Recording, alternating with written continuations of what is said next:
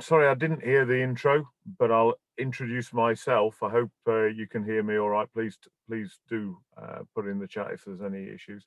I'm Simon Bilcliffe. I run an eclectic business, and I've got about 40 minutes, give or take, of a presentation, and we're doing a Q&A afterwards about the kind of approach, if you like, that I run my business on, which is um, the a marketing services company under Marxist capitalist principles, which is unusual, as you would say.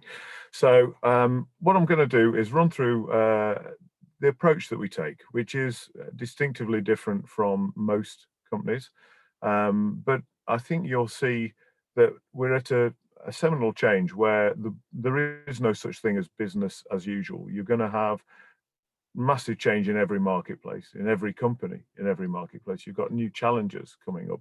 And so the question that they've asked me to look into today on your behalf is how business could change for the better going forward. And it is a reset.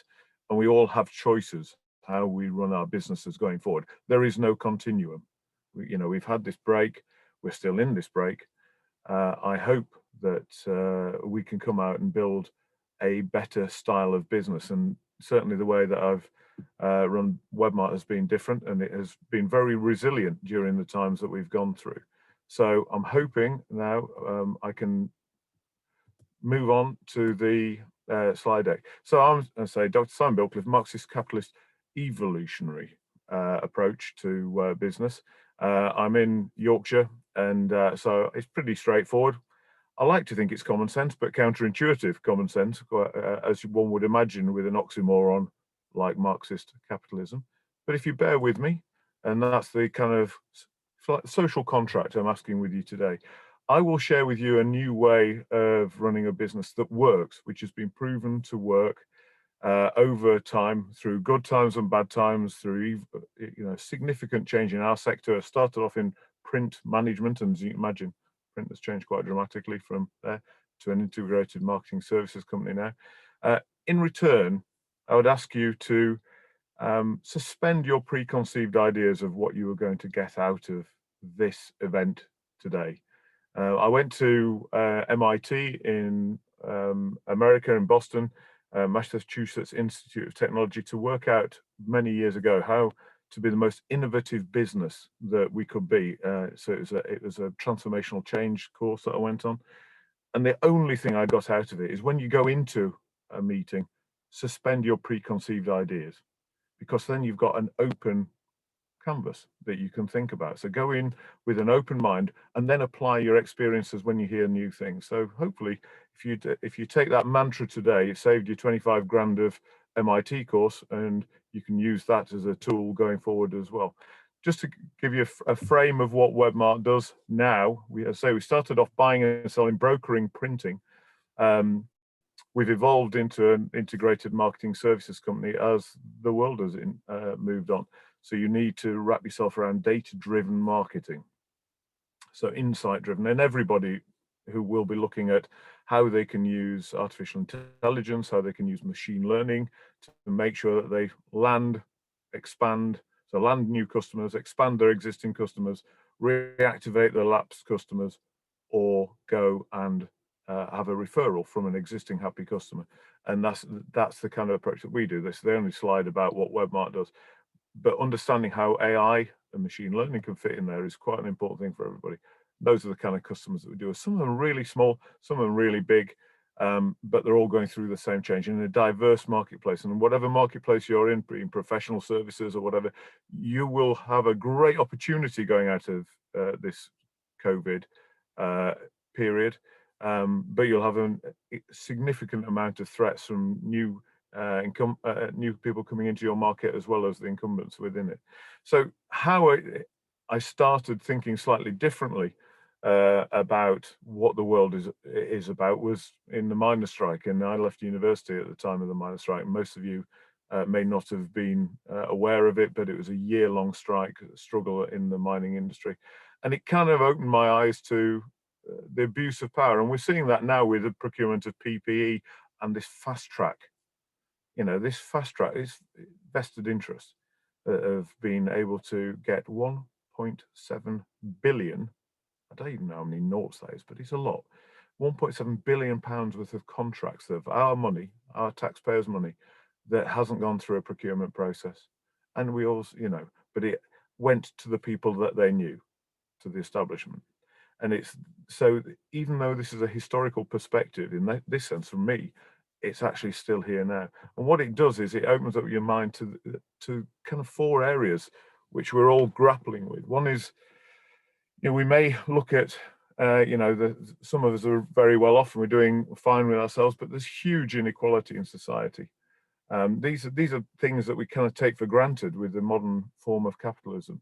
We've got people being denuded of the if you like, the richness of the jobs that probably you and I are lucky enough to have.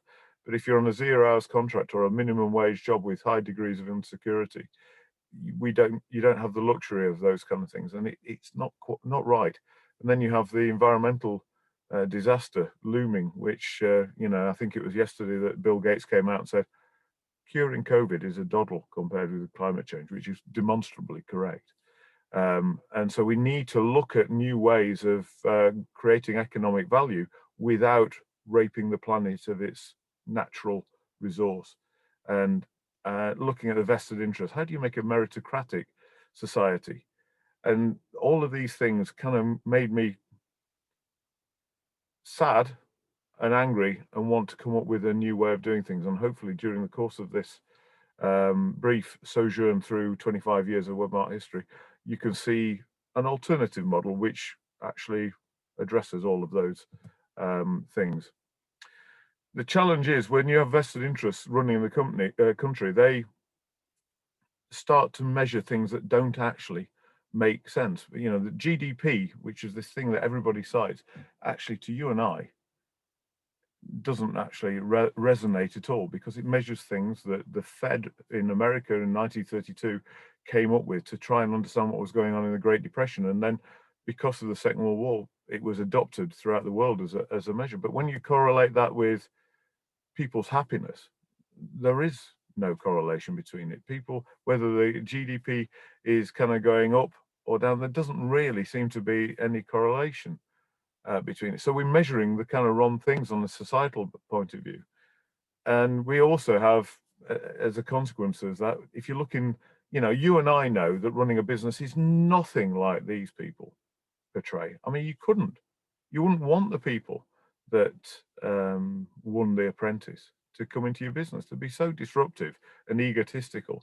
Whereas it's all about running as a team and nurturing people and helping and supporting. But when you've got the media portraying business as this, retro dog eat dog, greed is good kind of thing, it really doesn't help us going forward to get the right talent, to get entrepreneurial talent into starting their own business. Because I think, actually, I don't want to be like these people. Why would I want to act like that? It really doesn't resonate anymore. And at an individual level, we get swept up in it. This consumer capitalism that is a relatively recent construct, again, since the Second World War. So it's only 70 years. And, this is a typical chart to show your spend through life. You start with very little. And then through life, you start spending more as you get more money. You have nicer clothes, and then you buy a house, and then you have children and buy more expensive toys as you get older. And then you get to a point, and the peak spending in the kind of Western world, and it resonates through all the developed world as well, is about 48. And then you've kind of got what you want. The kids are leaving home, give or take.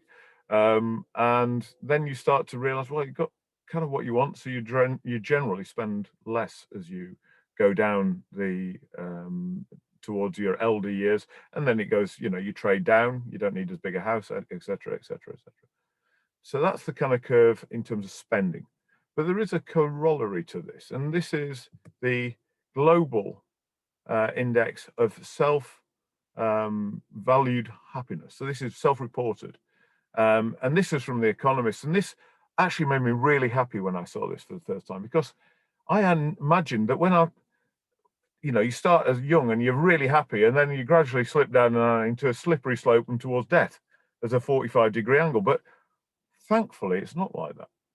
So you start quite happy when you're young and you're learning things, and then you kind of get your first job, and that's quite stressful, and you have relationships, and kind of that's quite stressful. Then you've got this career path, and you're having to work like a Trojan, and you're trying to do your best, and you've got family, work-life balance, and everybody's finding that challenge now. And if you've got kids at home trying to homeschool, you can totally understand this.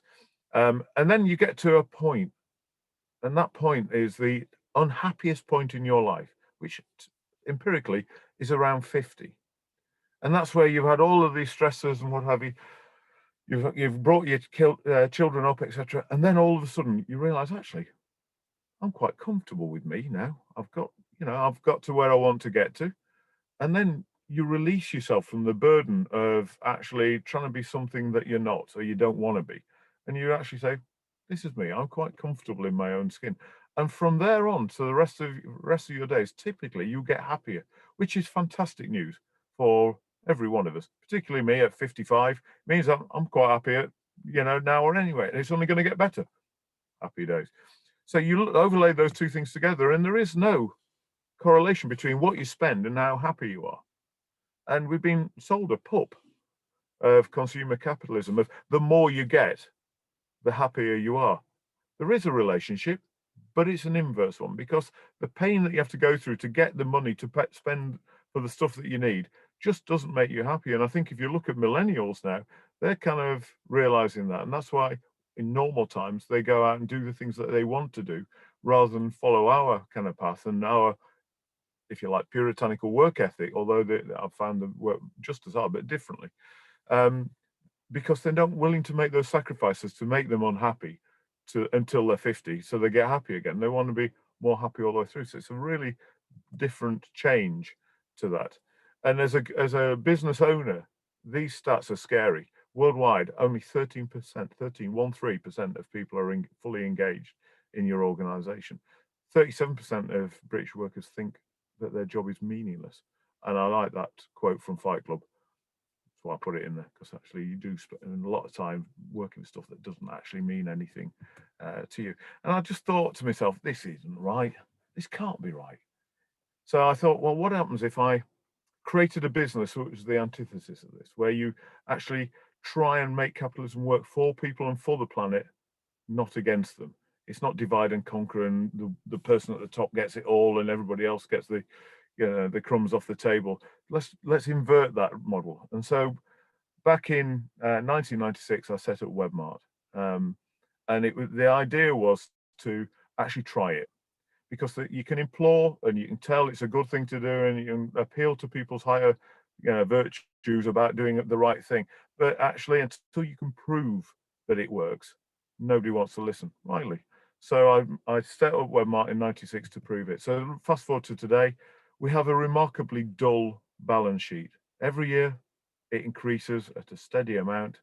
So we're now at 2020 with 7.44 million, no debts, never borrowed a penny. So I wanted to be in control of the business, not in terms of a kind of despotic way, but if you borrow money, you live by somebody else's rules. So I chose to only spend what I could afford, and then that means that you have complete autonomy in how you run your business. And we're really, really tax efficient, but not from a individual perspective, from a societal perspective, because all of the bonuses that we pay go through payroll, which means that every individual pays the highest rate of tax that they are due to pay, not the lowest. And we don't do any of these kind of clever ploys to do it, because to me, paying tax is a duty that we have to do, because it pays for the things that matter. And what you tend to find by paying people more and by rewarding them in appropriately in three ways, which I'll come on to, happier people are more productive. So we as Webmart have double the turnover per person compared with the best in our marketplace, not by working them harder and being exploitative, but simply by giving people a really great remuneration in three ways for the work that they put into us. And that's incredibly important. It's not just the money, it is looking holistically at the person. And in return, you get a better return. And of course, the tax that we pay goes to the things that really do matter, not GDP, which is some ethereal kind of macroeconomic construct, which actually doesn't mean anything to you and I. These are the things that actually do mean something to you and I, to your parents, to yourself, to your kids, whenever you need them. You know, you want to have nice places to go and take them. You want to be secure. You want to, in times of need, have the NHS like we've all appreciated more than ever. We want the finer things in life, like, you know, how much are we missing art galleries and concerts and all that kind of stuff. And a lot of these are provided best by the public sector, and some of them exclusively by the public sector, and that needs taxes. So taxes is a good thing. And we as a business are there to generate taxes. Wealth, the business community, is the only thing that creates wealth. So we're really important. And so if we can make UK have better quality businesses and what have you, it's a really important thing for all of society. Business does matter. And we pay more because we are able to pay more. And that's the average income for each person in Webmart. And that's because it's a meritocratic distribution of the wealth that we create. And I'll show you that later. And at the same time, because we've got quite a lot of money in the bank, as of Monday, we had £5.5 million. We get interest, not a huge amount at the moment, but we do get interest. And then because we haven't worked for it, we give that to the least well off in society.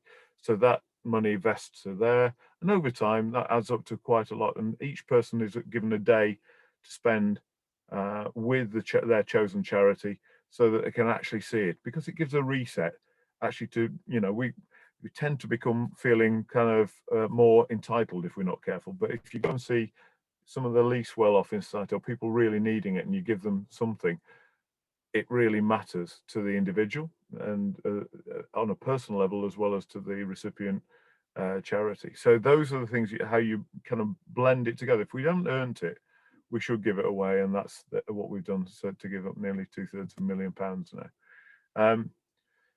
So really, how do you get to a business that actually works this way? Well, the key obviously is to make things simple, because if you can read all the business books, it's really complex, and there are three-letter acronyms everywhere, and they assume you've got a lot of prior art in your knowledge. So we keep it really simple. So this is the Webmart business model, and it's quite easy really. Every year we know we start at one. Immediately we have targets that are 100, and those are financial and non-financial. And the snakes and ladders bit is your network. So if you do help people as much as you possibly can, people always help you back, and I'll come on to that a little bit later as well. And your network help you find the ladders proactively and help you avoid snakes to get there.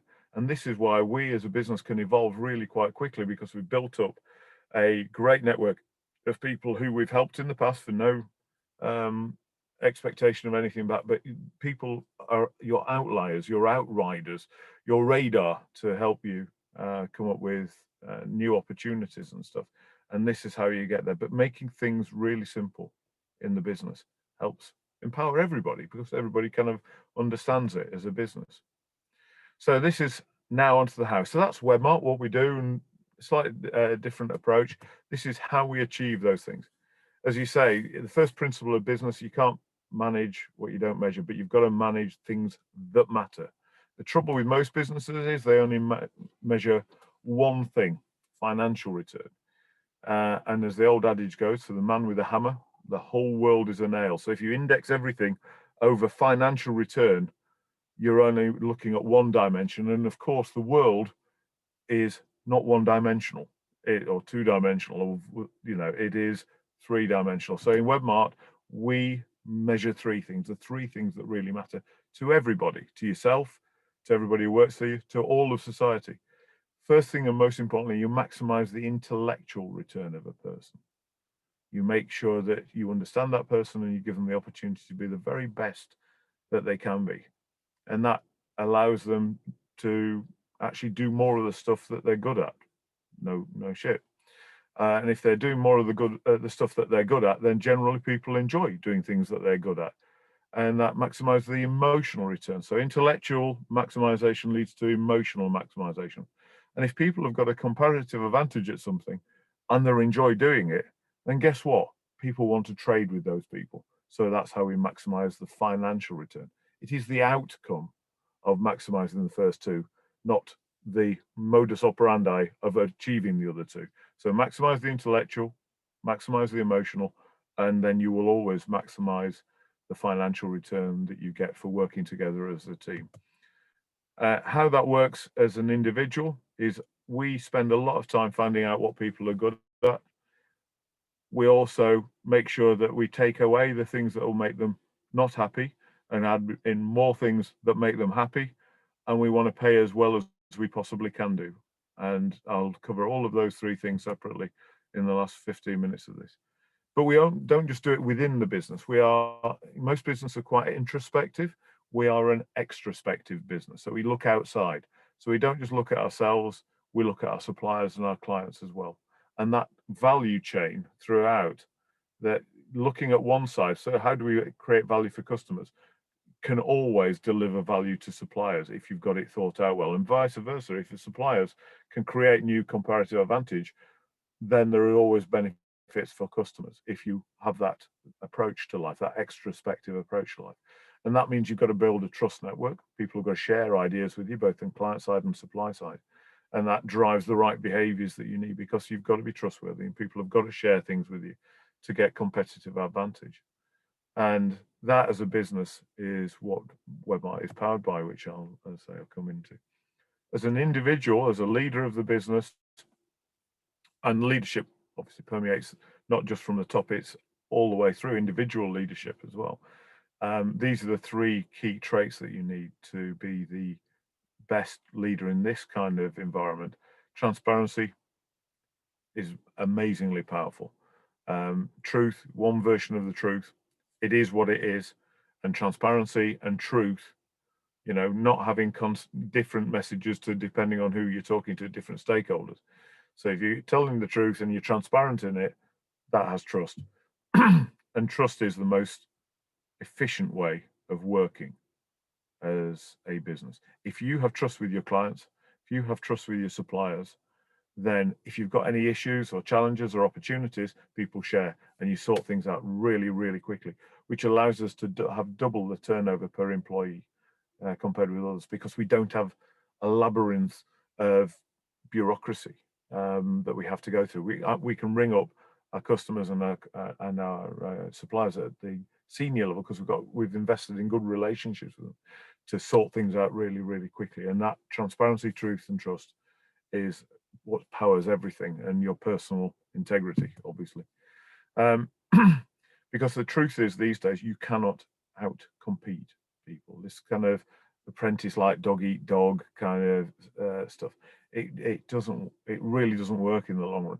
But the good thing is you can out collaborate people. And this is the new DNA that allows people to work together better, both from a tech point of view. If you look at all of the kind of things of how the ecosystems that you're now going to be plugging into, you used to have individual bits of software and they never talk to each other. Now you have what's called API integrations throughout that.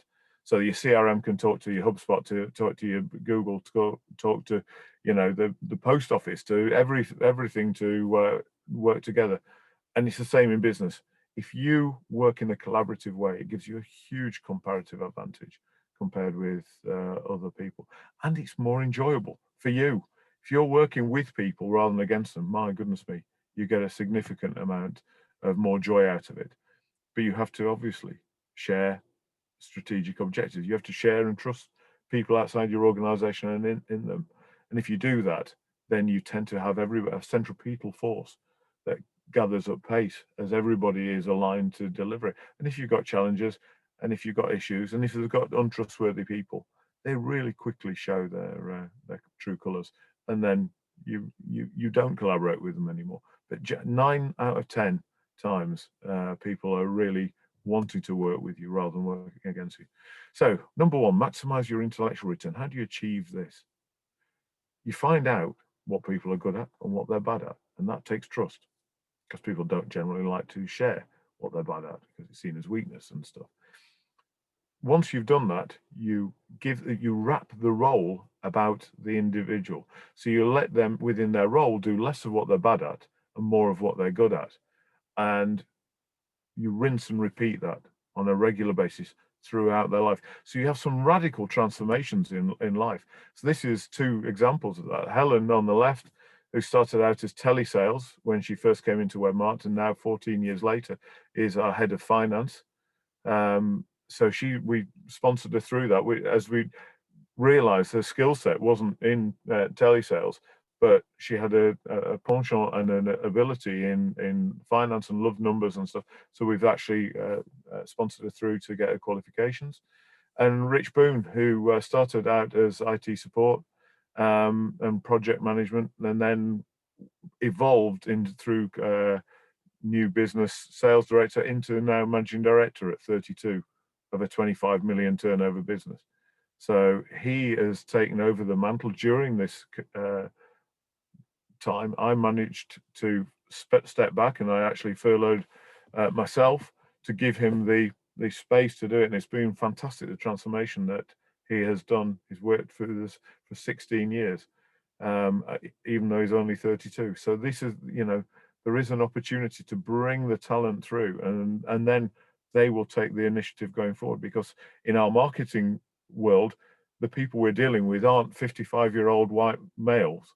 They are people in their 30s of a wide range of different backgrounds and diversity, and understanding that and getting the value proposition, to use marketing terms, of what we do to help support our customers and our suppliers.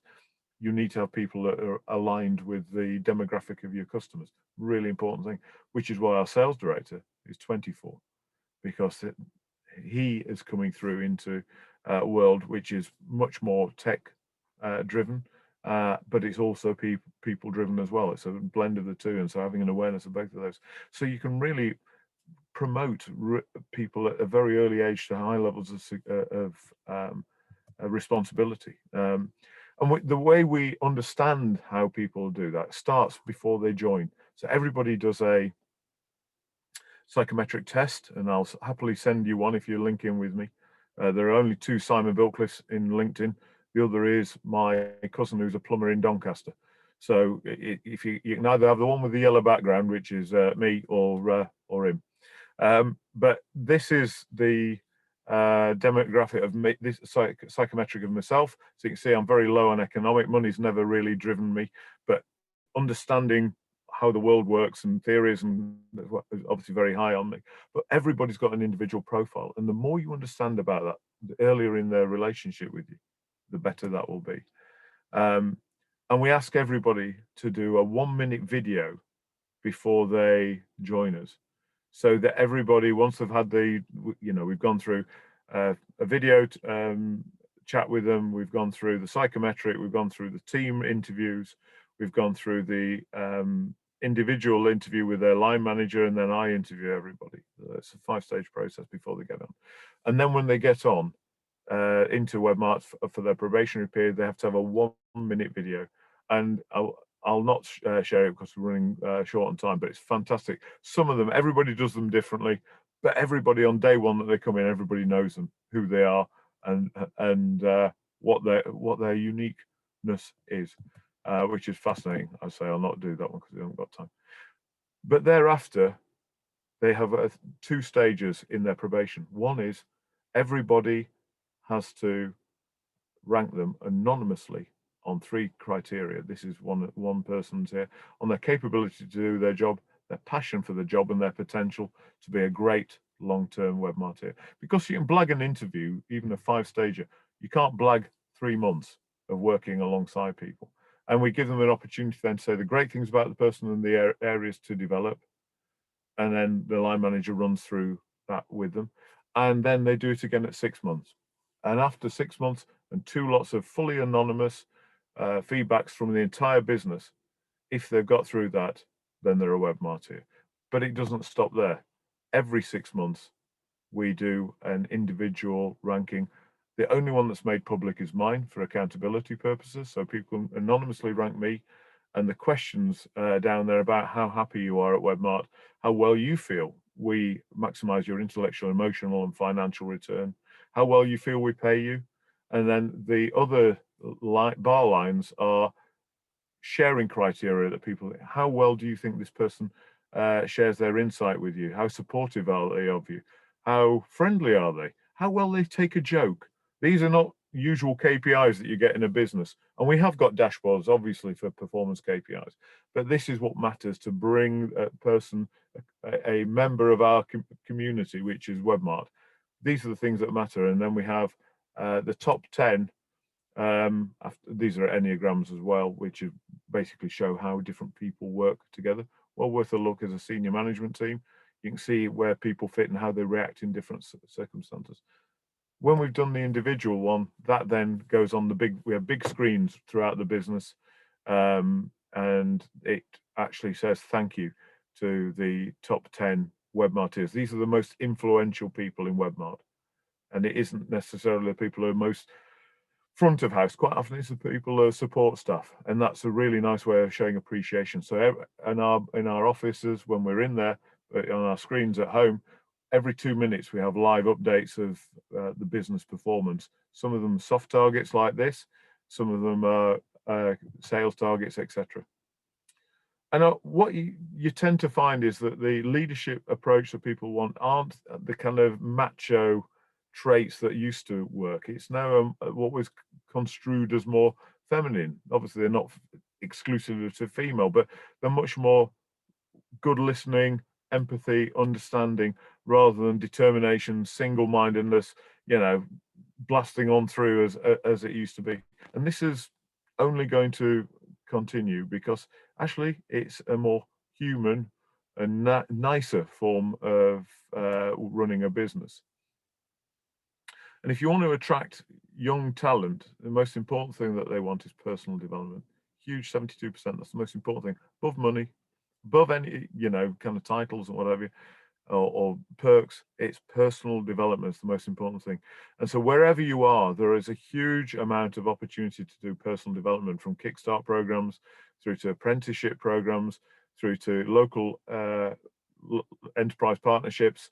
Wherever you are, local support services, get them. There's so much free training out there, and give everybody the opportunity to do it and make it as part of their continual professional development. And everybody should have a CPD plan for their continual professional development. If there's anything you get out of this, if you haven't got that for everybody in your organization, please, please, please make the most of your human capital, and they will pay you back tenfold for that. Because as we go forward, we've got this thing called artificial intelligence and machine learning. And a lot in professional services in particular, a lot of stuff is going to be automated. If it's repetitive and it doesn't require empathy, as in interpersonal sensitivity, insight, compassion, and if you like, the haptic stuff of creative, strategic understanding, those higher kind of things, a lot of that is going to go towards migrating to an automated platform. And quite a lot of people like you and I will have artificial assistants. We already do with all this, I know, which is, I use it all the time for voice dictation, for, everything. And that is artificial intelligence writ large, even, suggestions on Google and all that kind of stuff. Of course, every day we use it. It's going to come to your business. So think of how you can skill your people up to more of a compassionate and creative role, because automation will backfill quite a lot of the standardized work that they may have always done. So we put people through quite a lot of courses. I'm mindful of coming up towards the end of time-wise, and I get some time out as well. So I have half a day a week, because if you're running a business, a really high-pressured business, you can't actually do and think at the same time. So I book in my diary half a day every week to read, to look, to think outside of these 5 screens I have on my desk. away from that, somewhere that I find happy to have a listen to, so that you can keep yourself fresh. And I also give 10% of my time to helping others, like a commercial tithe, um, because that pays forward for other people to have make their world the best. And if I can give a bit of insight and a bit of time to deliver that, then it's really powerful for me to help others, and I feel good about it, and they get benefit from it. So I create that space in my diary, and we've inverted our management structure. So I'm there as I was a governor for 14 years, and your role there as a governor of a school is a critical friend, and that's a really useful phrase to use in management. You're not directing that. You're a critical friend of your line managers. And so I'm there to support, but also to challenge the people above me who do the same with their teams. So, but the frontline people are the most important people, because they're the ones that are dealing with your day-to-day customers and suppliers. And they give you the insight, the innovation that you need as a business to go. So innovation comes down in this inverted pyramid, and support and challenge and mentoring comes up. And that is the way the new equilibrium, a new org chart, if you like, as a business. And our org chart is upside down in that sense. And it gives you time to mentor. And mentoring is much, much more powerful than managing these days. Um, so we measure the emotional, the happiness that people have. We have little boards going through every day. People have a little checkbox that they can check to let us know how they're feeling, and even particularly in these remote times, that's really important. And we've got a lot of support for people who are finding it challenging, because not everybody lives in a nice house like I do and have space so that work and stuff. And it's easy to forget that people are struggling. And there's quite a lot that we do on that as well.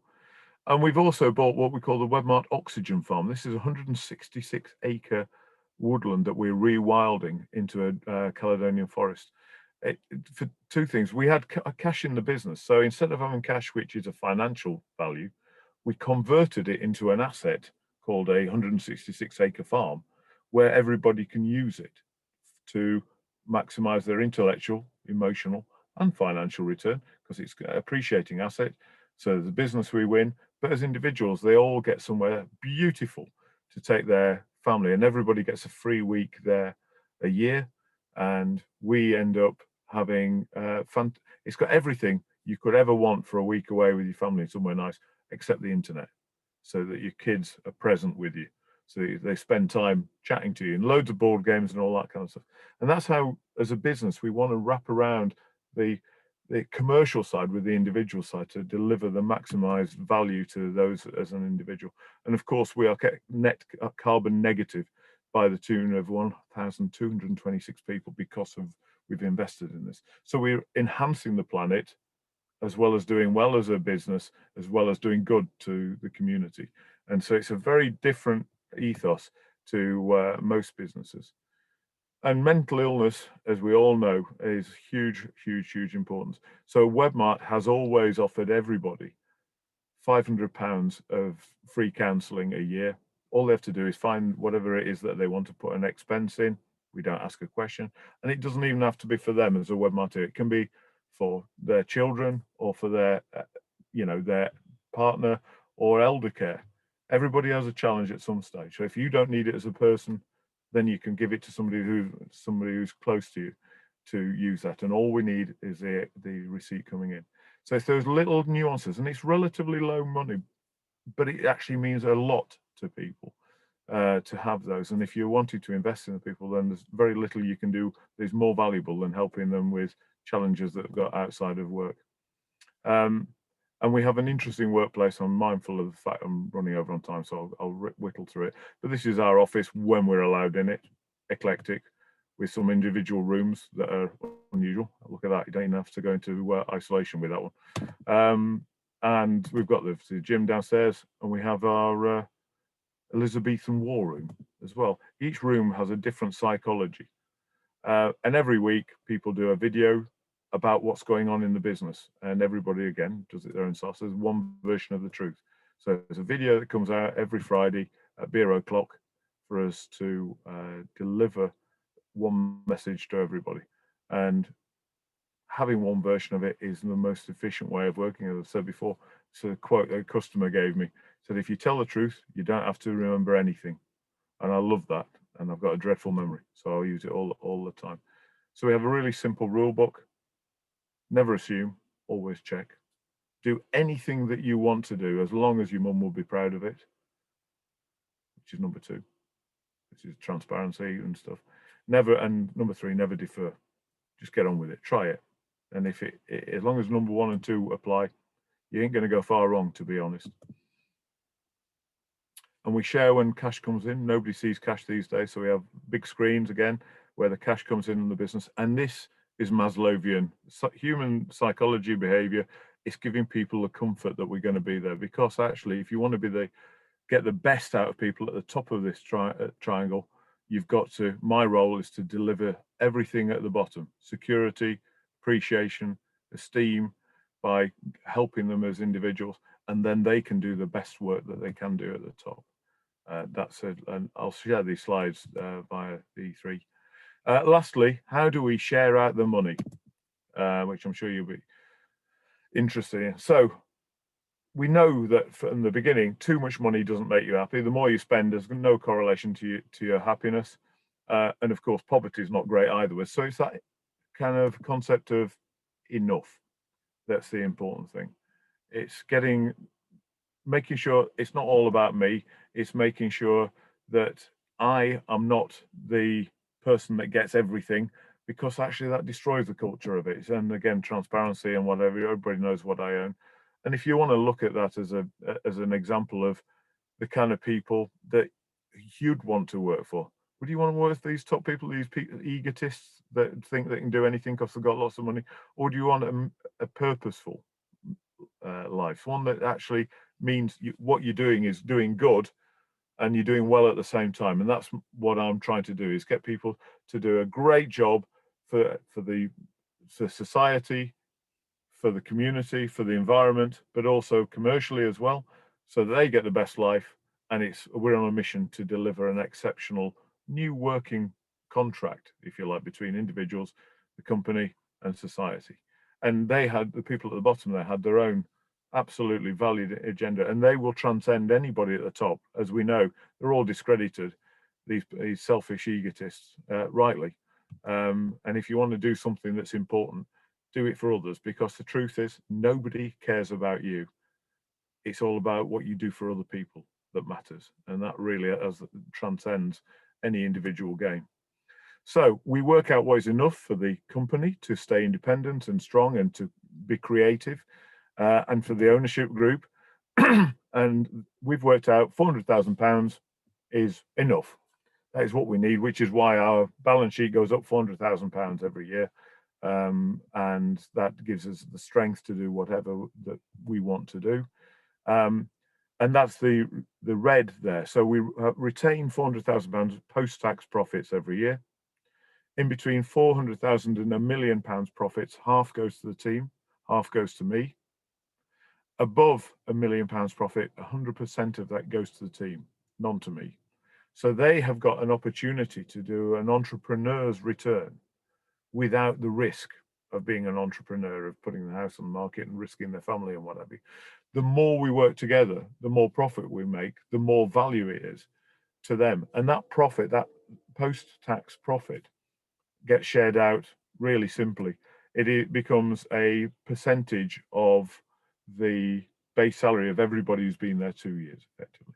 You're there 2 years, you're in the scheme, and then your base salary is put into there, the profits are put into there, one divides by the other, everybody gets the same percentage. And that means that it's really easy to understand. It's a meritocratic thing, that the more senior you are, the more we mark to market is the phrase. So we mark the role to the marketplace. So if you're a more senior, then you get the same percentage, but it's a higher cash amount. The more junior you are, it's the same percentage, but it's a lower cash amount. It has the same impact to your life as a 20%, 30% bonus. But it means that people want to constantly strive to be the best that they can be. And that's where you have that meritocratic approach for people to be the best that they can be. We mark to market, and they get a higher cash amount because it's a percentage of their base salary. So we use capitalism to create a profit. Profit is good. We need profitable businesses for us to have the society that we want to do, but it's really bad at sharing out. So we then use Marxist principles of redistribution to the workers in line with what they've put in, the value that capitalism has created in a fair, equitable, and transparent way. So now with this reset, now that you've got a choice of how you want to act as a business leader going forward from here. You don't have to do the way that you always used to do, what the media say, what establishments say, what, you know, the professional classes say a business has to be.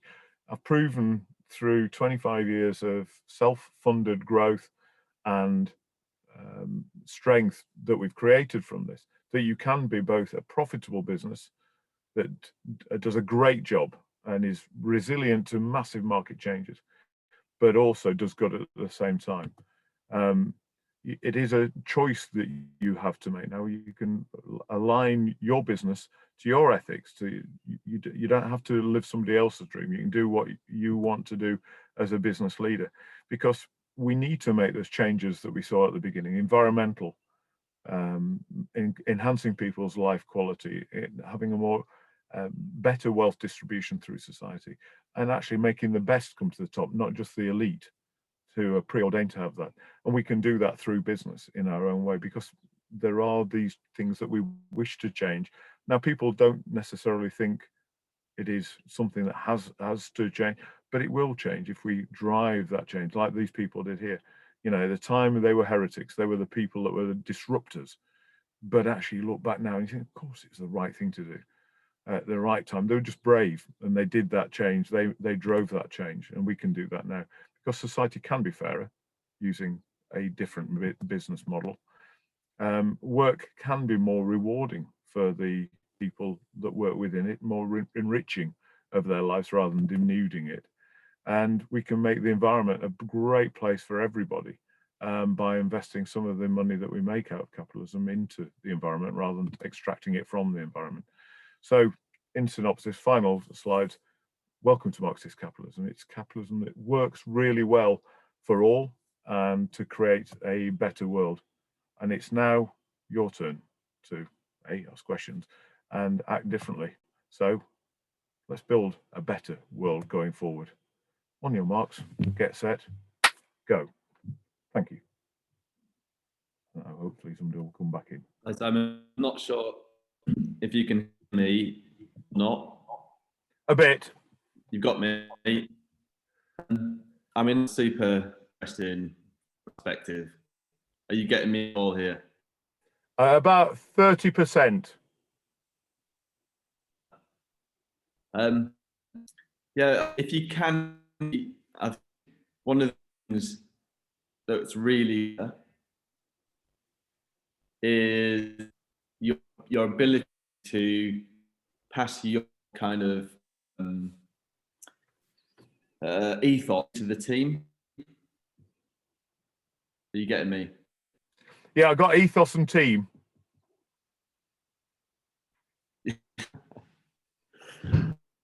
I'm a very ethos-driven person. Yeah, this is terrible. Well, I'll give you you're at the top of the tree.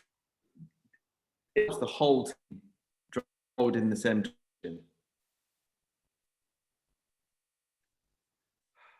Type it. Type it in the chat and I'll answer it. I'll happily do. It's probably going to be better. No, I'm sorry, mate. Your internet has caused. It's just one of them things, isn't it? So the law of sod, I think. Your ethos is the key to driving motivation of the team.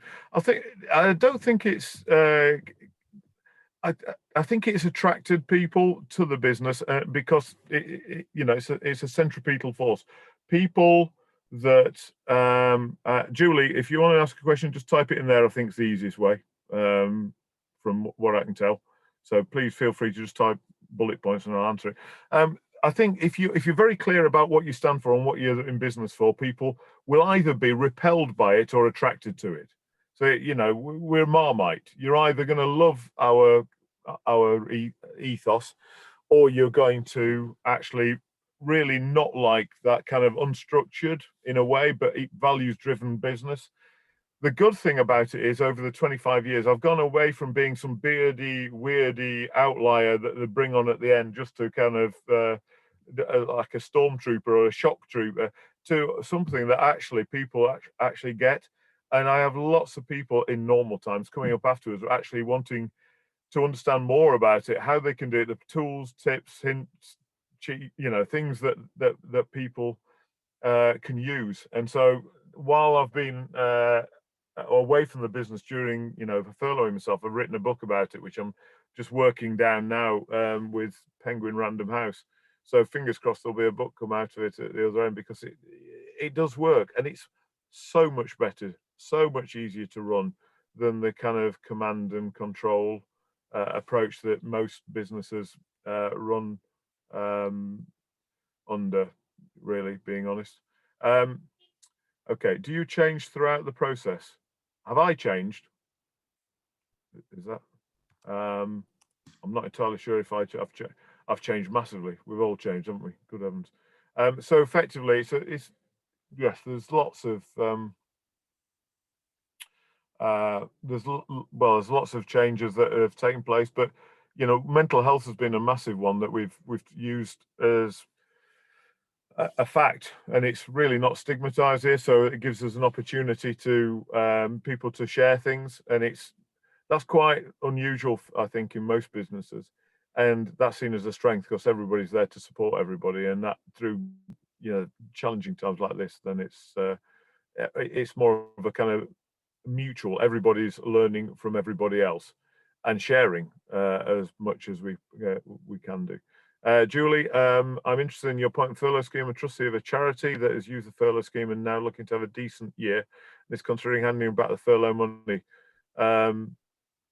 Yeah, I think if you can do, I mean, obviously charities are slightly different from commercial organisations, in that you have a surplus and you have different purpose in life. Yeah, I mean, absolutely. If we can get the profits to anything like the level that we were intending doing, then we would do. And I don't think anybody would have any problem with handing back that furlough money. So yeah, it was there it has been incredibly useful, but I don't think it's going to be something that you know, we've got to stand on our own 2 feet now, and that's very important thing to do. Yeah, I'm chair of a trustee of the Barnsley Football Club charity, the Reds in the Community, and we've had to do that, but that's we have no intention of putting the furlough money back, to be frank.